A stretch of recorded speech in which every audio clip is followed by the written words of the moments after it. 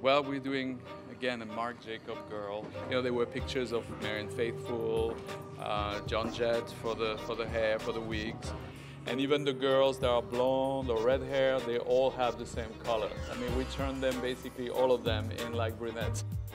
You know, we're using this light on the runways. The light will turn everything practically gray and black and white. So the makeup has no color, and it's black eye with white inside, very matte, powdered face, and lips are very pale. It's a very cool, fun girl, very underground, and still very sophisticated.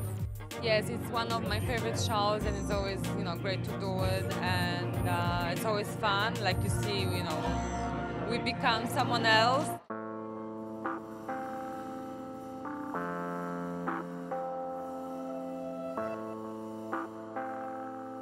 Started out on a very depressing note. I found myself, like many other people, sort of homeless after Sandy, and it was time to do a collection. And after last season's very bold, very graphic, very black and white, op art, mod sort of celebration, we weren't feeling so graphic or so up, and I certainly was not in a good mood. So we looked at things that we were comfortable with, things like, shapes like bathrobes and pajamas, slips, dance dresses, just quite basic things, cable knit sweaters, Aran sweaters, things that were classic men's fabrics. Yeah, very, very, very known things that they felt very comforting.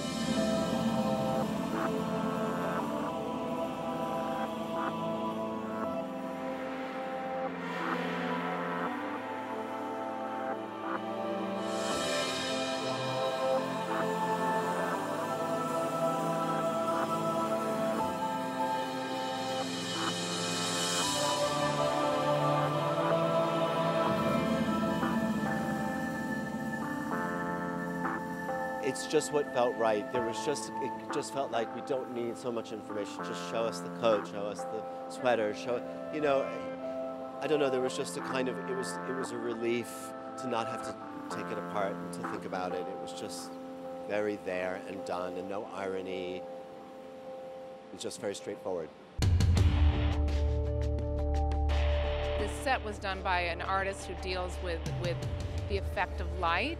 This is actually a very cinematic kind of feeling, and I'm not sure which movies might have been subliminally referenced. Day of the Locust, maybe, a little bit Altered States.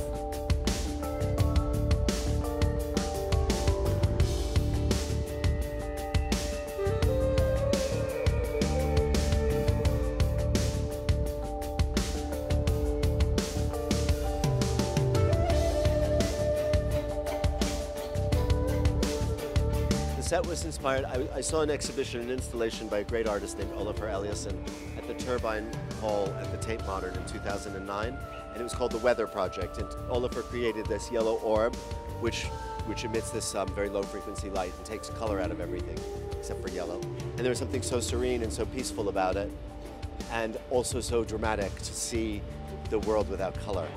So that had stuck in my head.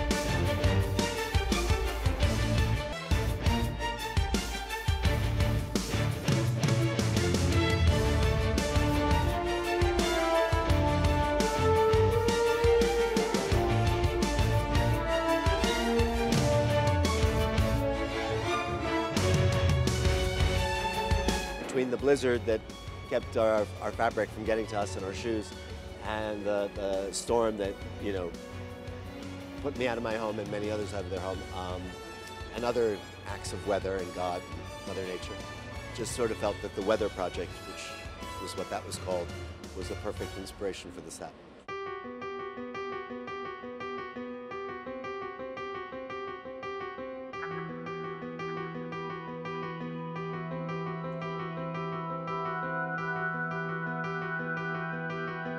my goodness, Marc Jacobs is really in a category of his own.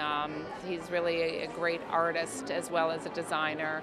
I'm reluctant to start talking about tailoring and things like that because this was just too much of an experience, really.